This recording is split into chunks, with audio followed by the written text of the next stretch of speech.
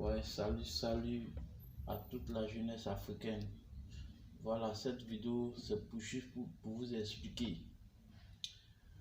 Vous savez, on dit aujourd'hui on souffre en Afrique. On dit attends en Afrique. Non, on n'est pas affamé jusqu'à ce point-là. Voilà, on n'est pas affamé jusqu'à ce point-là. Les Blancs sont venus, ils ont pris nos grands-parents, on les a maltraités, ils ont fait tout. C'est-à-dire que il y a d'autres mecs qui sont partis rester aux États-Unis, il y a d'autres qui sont restés au Brésil. Mais les gars continuent toujours de nous enfoncer. Les gars continuent toujours de nous enfoncer. Aujourd'hui, ils ont envoyé la religion en Afrique là. C'est pour nous piller encore. C'est pour nous rabaisser encore qu'ils ont envoyé la religion en Afrique. Il y a un blanc, et c'est pas s'il est pas de catholique ou bien il est quoi de catholique qui sait pas. Au fait, il explique comment la religion est venue en Afrique. Comment on nous fait un lavage du cerveau en Afrique. Vous savez, le noir même a sa propre religion, que nous-mêmes on a mis de côté. Le noir a sa propre religion, que nous-mêmes on a mis de côté. Et puis les blancs sont venus à leur boubou tout blanc pour nous influencer, pour nous dire c'est eux, c'est ça qui est bon, qu'on doit les suivre. Et puis dans nos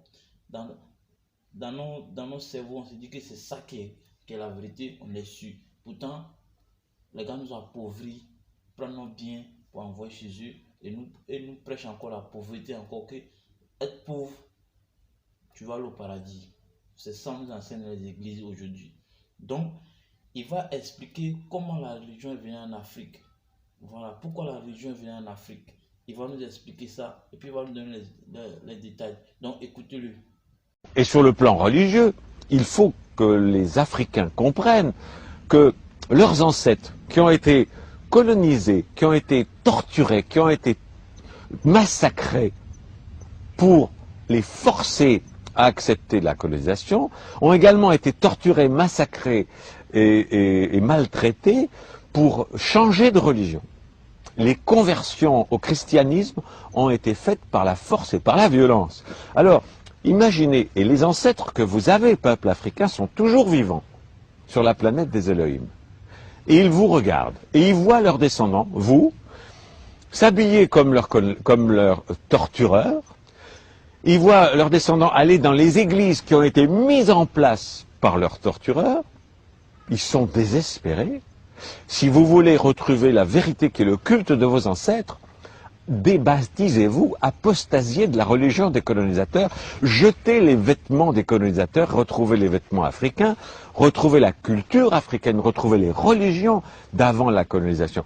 Alors là, vos ancêtres vont vous regarder en étant fiers et en disant, tiens, finalement, nos descendants sont finalement indépendants. Pour l'instant, vous ne l'êtes pas. C'est des blagues.